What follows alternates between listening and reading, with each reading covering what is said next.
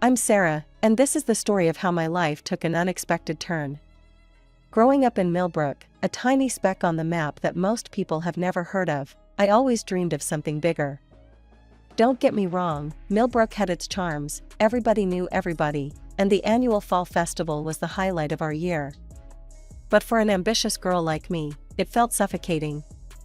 My parents, Tom and Lisa Thompson, worked hard to give me everything, but they were modest folks who never flaunted their wealth. Money doesn't define a person, Sarah, Dad would always say. It's what you do with it that matters. I was their only child, and they poured all their love and hopes into me. Mom would spend hours helping me with my homework, while Dad taught me the value of hard work by letting me help out at the plant during summers. They were simple people with big hearts, and I loved them for it.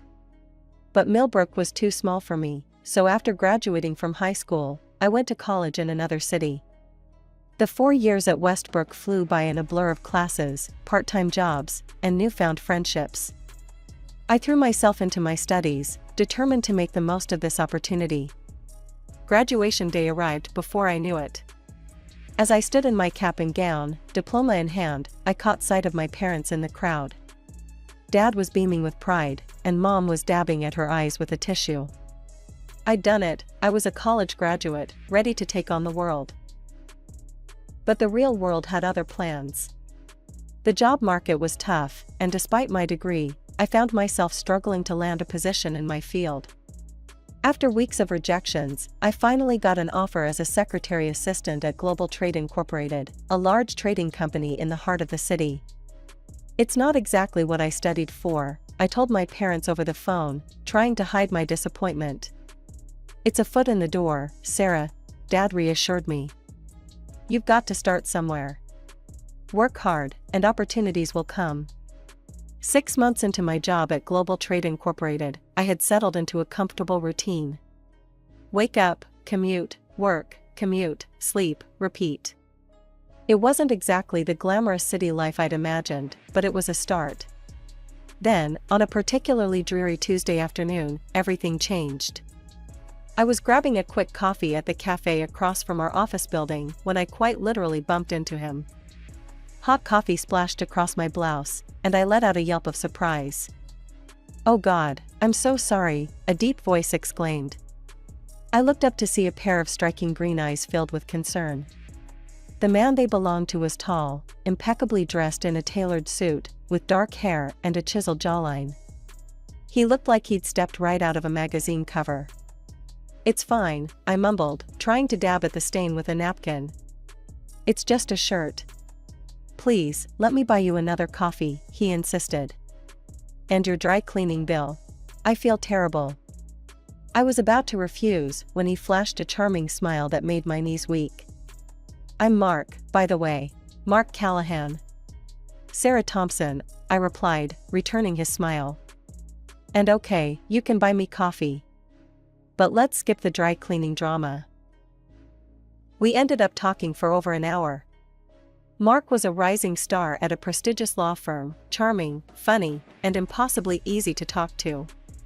By the time I realized I was late getting back to work, we'd already exchanged numbers and made plans for dinner that weekend. Our first date was like something out of a romantic comedy. Mark took me to an exclusive rooftop restaurant with a view of the entire city skyline. The food was exquisite, the wine flowed freely, and the conversation never lagged. As we stood on the terrace afterwards, the city lights twinkling below us, Mark leaned in and kissed me. It was perfect. The weeks that followed were a whirlwind of romantic dates, late-night phone calls, and stolen moments between our busy work schedules. Mark was attentive, generous, and seemed to genuinely care about my thoughts and dreams. As our relationship deepened, I found myself spending more and more time at Mark's luxurious downtown apartment. It was a far cry from my tiny studio, with its sleek modern furniture and state-of-the-art appliances. Sometimes I felt out of place among all the opulence, but Mark always made me feel welcome. 1 year into our relationship, on a weekend getaway to a quaint bed and breakfast in the countryside, Mark got down on one knee and proposed. The ring was enormous, a diamond that caught the light and sparkled like a star. Sarah Thompson, you brought so much joy and love into my life, Mark said, his voice thick with emotion. Will you marry me? For a moment, I was speechless. This was everything I'd ever dreamed of, a handsome, successful man who loved me, offering a life of comfort and security. I pushed the doubts aside and nodded, tears streaming down my face. Yes, Mark. Yes, I'll marry you. As he slipped the ring onto my finger and pulled me into a passionate kiss, I felt like I was floating on air. This was the beginning of my happily ever after, wasn't it? The excitement of our engagement was still fresh when Mark suggested we visit my parents. I want to meet the people who raised such an amazing woman, he said with that charming smile of his. We planned the trip for the following weekend. As we drove into Millbrook, I pointed out familiar landmarks to Mark. The high school where I'd spent my teenage years, the diner where I'd had my first job as a waitress. Mark nodded politely, but I could see his eyes scanning the modest houses and small businesses with a hint of disdain. We pulled up to the apartment complex, where my parents rented an apartment during the renovation of their house. As we climbed the stairs to my parents' temporary home, I could feel Mark's judgment radiating off him in waves. Mom opened the door before we could knock, her face lighting up with a warm smile. Sarah, honey, she exclaimed, pulling me into a tight hug. She turned to Mark, her smile never faltering. And you must be Mark.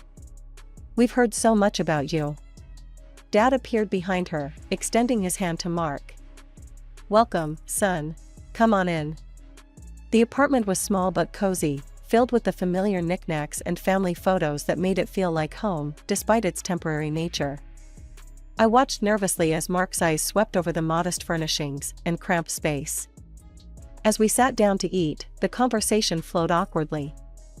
Mark spoke about his job at the law firm, dropping names of high-profile clients and mentioning the expensive car he'd recently purchased. My parents listened politely, exchanging glances I couldn't quite decipher. So, Tom, Mark said, turning to my father. What line of work are you in? Dad swallowed a mouthful of food before answering. I work at a wood processing plant just outside of town. He did not specify his position, true to his modest nature. Ah, Mark nodded, a hint of condescension in his voice. That must be interesting work. I felt my cheeks burn with embarrassment, though I wasn't sure if it was on behalf of my parents or Mark. The rest of the meal passed in a blur of stilted conversation and uncomfortable silences. As we drove back to the city, Mark was unusually quiet. Finally, he spoke. Your parents seem nice. But they're just very simple people. I guess I thought, with you being so polished and all, that they might be different. I opened my mouth to defend my parents, to explain about the renovations, about Dad's business. But something stopped me. A part of me wanted to see how Mark would treat us, if he thought we came from humble beginnings. A few days after our visit to Millbrook, Mark announced that his mother wanted to meet me. She's eager to get to know the woman who's stolen my heart, he said with a smile that didn't quite reach his eyes. I was nervous as we pulled up to a towering apartment building in the most exclusive part of the city. Mark's mother, Vivian Callahan, lived in the penthouse suite. As the elevator climbed to the top floor, my stomach churned with anxiety. The doors opened directly into a foyer that was larger than my entire apartment. Vivian stood there, a statuesque woman in her early 60s, impeccably dressed in what I assumed was a designer outfit. Mark, darling, she cooed, air-kissing both his cheeks. Then she turned her piercing gaze on me. And you must be Sarah. I extended my hand. It's nice to meet you, Mrs. Callahan. She looked at my hand for a moment before taking it briefly. Vivian, please. Mrs. Callahan makes me sound so old. The next hour was a whirlwind of designer names I didn't recognize and artwork I couldn't begin to appreciate. Vivian led us through her apartment, pointing out various luxurious items and name-dropping her influential friends. Finally, we settled in the living room. Vivian perched on an antique chaise lounge, while Mark and I sat on a sofa that probably cost more than my yearly salary. So, Sarah, Vivian began, her voice saccharine sweet. Mark tells me you work as a secretary? I nodded. Yes, I'm a secretary assistant at Global Trade Incorporated. How quaint, Vivian said, her tone making it clear she thought it was anything but. And where did you say you were from, dear? Millbrook, I replied. It's a small town about 2 hours from here. Vivian's perfectly manicured eyebrows rose. Well, I must say, this is quite unexpected. Mark, surely you can see that this arrangement might not be suitable. I felt my cheeks burn with embarrassment and anger. Before I could respond, Mark jumped in. Mother, please, he said, his voice tight. I love Sarah. We're getting married. Vivian let out a dramatic sigh. Well, if you insist. When is the wedding? I'll need time to plan a suitable celebration. The Astoria Ballroom would be perfect, don't you think? We could invite all the right people. Actually, I interrupted, finding my voice at last. We were thinking of something more intimate. Maybe a small ceremony in Hawaii, just the two of us. Vivian stood abruptly. Hawaii? Without guests? Without me? I think I need a moment, she said coldly, leaving the room. Mark turned to me, his expression a mix of frustration and disapproval. Maybe we can find a compromise? Something that makes everyone happy? Finally, we reached a compromise. We would have our ceremony in Hawaii as planned, but we'd allow Vivian to attend and document the event for her social media. It wasn't ideal, but it seemed like the best way to keep the peace. 4 months after that tense meeting with Vivian, Mark and I found ourselves on a beautiful Hawaiian beach, ready to say our vows. The setting was perfect, golden sand, crystal clear water, and a breathtaking sunset. But the moment was somewhat marred by Vivian's constant presence, her phone always at the ready to capture every moment. The ceremony itself was beautiful, despite Vivian's interruptions. As we exchanged vows, I felt a surge of love for Mark, remembering why I'd agreed to all this in the first place. After the ceremony, Mark pulled me aside. I have something for you, he said, his eyes twinkling. He handed me a small, elegantly wrapped box. Inside was the latest model smartphone, sleek and expensive. Now you'll always be in touch, Mark said with a grin. I forced a smile, trying to ignore the pang of disappointment. It was a generous gift, but it felt impersonal, especially for a wedding present. Thank you, I said, giving him a kiss. I have something for you too. I handed him a carefully wrapped package. Inside was a painting I'd done myself, depicting the two of us on our first date, overlooking the city skyline. I'd spent weeks working on it in secret. Mark's expression was hard to read as he looked at the painting. It's nice, he said finally. Very thoughtful. I couldn't help but feel a twinge of hurt at his lukewarm response. But before I could dwell on it, Vivian swooped in, insisting on more photos. When we returned home, I hoped things would settle into a peaceful routine. For a while, they did. Our life together was filled with love, laughter, and the excitement of building a future together. But as the weeks passed, I began to notice changes. Vivian's influence seemed to grow stronger, even from a distance. She called constantly, and even show up unannounced, critique my housekeeping, and often film her inspections to send to Mark. When I tried to talk to Mark about it, he just shrugged. That's just how Mother is, he said. You need to be softer with her. She means well. Weeks passed, and I found myself increasingly involved in Global Trade Incorporated's operations. One day, our company was on the verge of signing a critically important contract with an Italian firm. As I sat in on the meeting, taking notes as usual, I noticed our hired translator struggling with the complex business terminology. The Italian executives were growing visibly frustrated, and I could see the deal slipping away. Without thinking, I stood up and addressed the room in fluent Italian. Signori, permettetemi di chiarire alcuni punti. I said, smoothly explaining the finer details of our proposal. The room fell silent, all eyes on me. For the next hour, I facilitated the negotiations, switching effortlessly between English and Italian. By the end, we had not only salvaged the deal, but secured even better terms than initially proposed. As the Italian executives left, clearly impressed, my boss, Mr. Johnson, pulled me aside. "Sarah, I had no idea you spoke Italian," he said, his eyes wide with surprise. I smiled sheepishly. "I actually know several languages. I have a degree in international business with a focus on linguistics." Mr. Johnson's eyebrows shot up. "Why on earth are you working as a secretary?" I shrugged, not wanting to get into the complexities of my personal life. It was the position available when I applied. The next morning, I arrived at work to find Mr. Johnson waiting for me. "Sarah, I've been reviewing your file," he said. "Your qualifications are impressive. I'd like to offer you a position as my assistant, with a 2-month probationary period.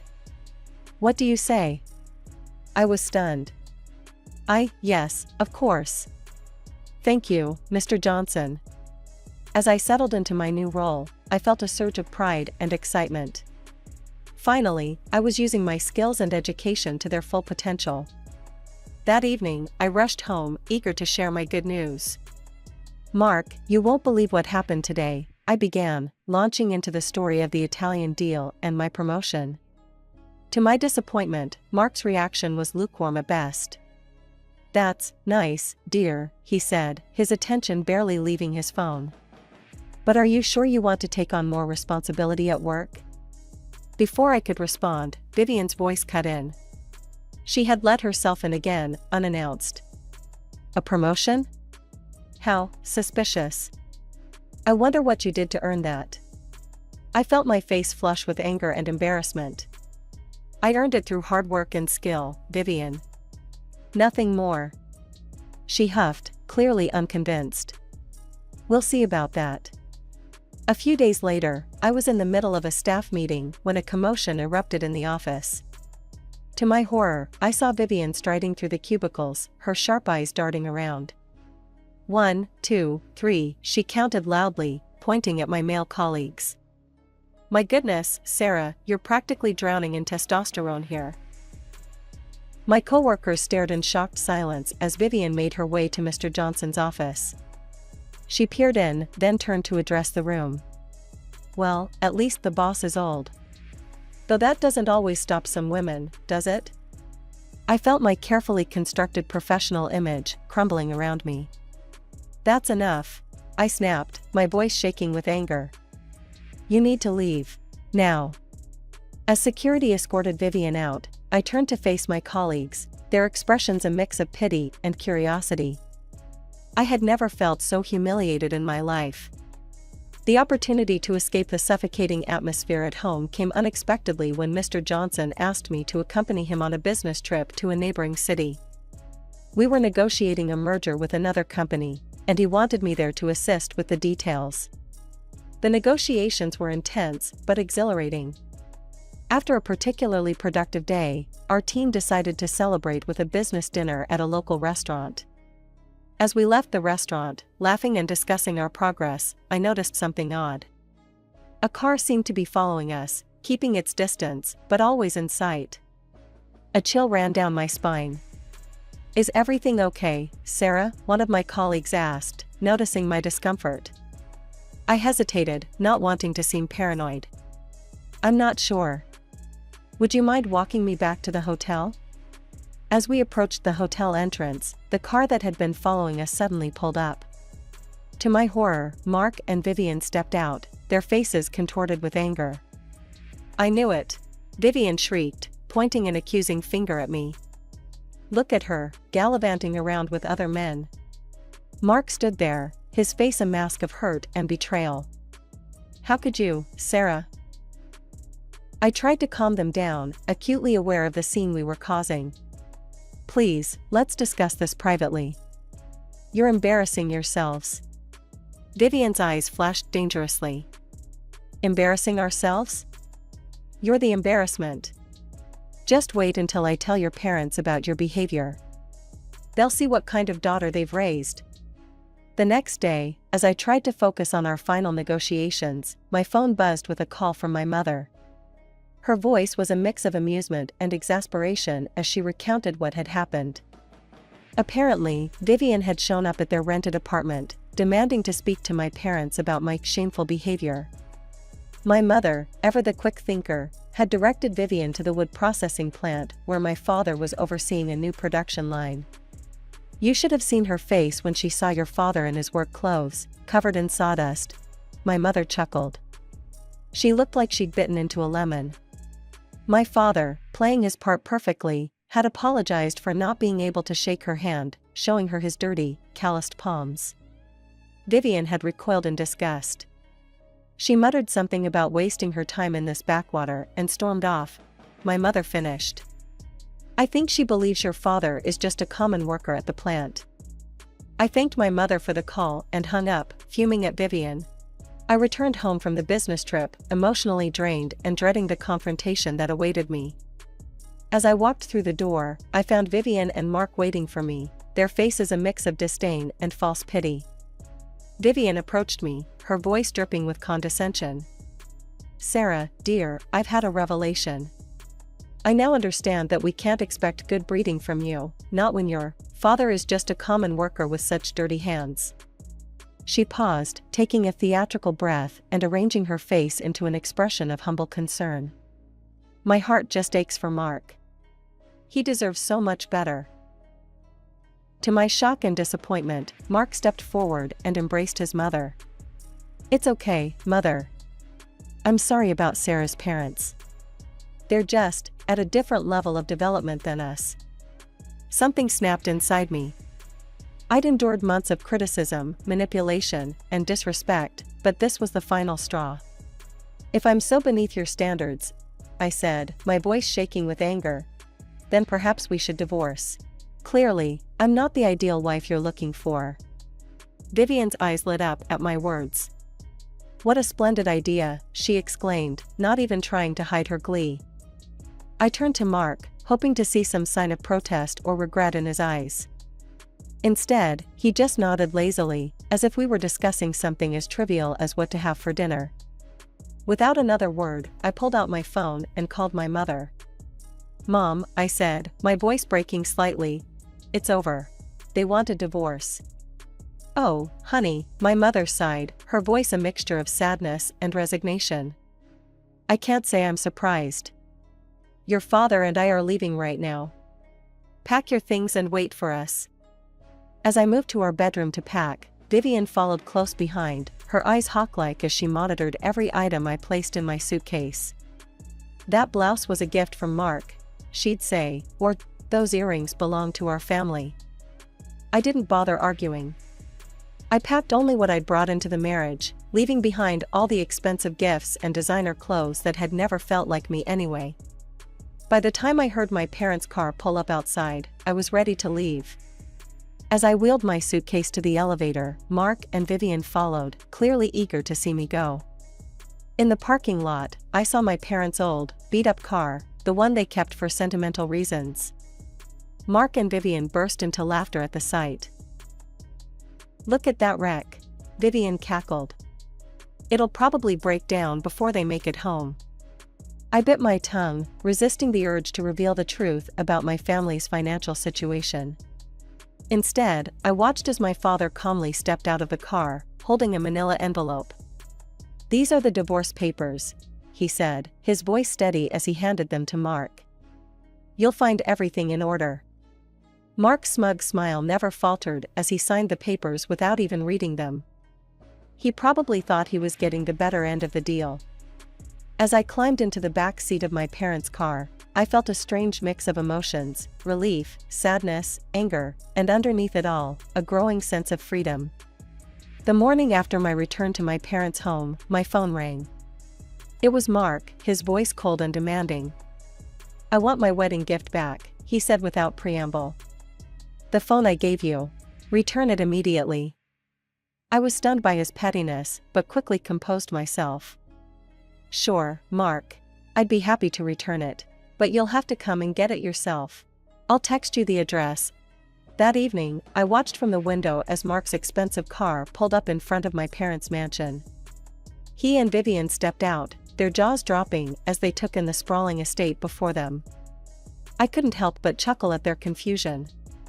They stood there for several minutes, clearly trying to reconcile what they were seeing with their preconceived notions about my family. Finally, my parents and I emerged from the house, purposely ignoring our unexpected guests. Dad casually pressed a button on his key fob, and the massive garage doors slid open, revealing 3 luxury vehicles. We climbed into the newest model, a car worth more than Mark's annual salary, and smoothly pulled out onto the driveway. Mark and Vivian stood there, slack-jawed. What is this?" Mark stammered. I stepped out of the car, feigning surprise at seeing them. "Oh, hello. Did you need something?" This house. These cars. How?" Vivian sputtered. I smiled sweetly. "Oh, didn't you know? My father owns the wood processing plant. He's also a major commercial real estate developer in the area." Vivian shook her head vehemently. "No, that's impossible. I saw your father in dirty work clothes, with filthy hands." "Ah, yes," I nodded. "You caught him on the day he was personally overseeing the launch of a new production line. It's a tradition of his, to be hands-on with every new project." The realization of their massive misjudgment dawned on Mark's face. In a flash, he turned to his mother, roughly shoving her aside. "You stupid, meddling witch," he shouted. "This is all your fault. Look what you made me lose." He then rushed towards me, falling to his knees. "Sarah, baby, I'm so sorry. I didn't know. Please, give me another chance. We can start over." I felt a wave of disgust wash over me. Without a word, I turned and got back into the car. Dad pressed the remote, closing the garage doors. As we started to drive away, Mark and Vivian began shouting apologies and pleas for forgiveness. "Dad, could you stop for a moment?" I asked. As the car slowed, I rolled down the window and held out the phone Mark had given me. "I believe you wanted this back," I said coolly. Mark took the phone, his hand trembling. As we drove off, I caught one last glimpse in the side mirror. Mark and Vivian were in a heated argument, their voices carrying faintly on the wind. I leaned back in my seat, feeling a mixture of relief and vindication. The truth was finally out, and with it, the last ties to my old life were severed.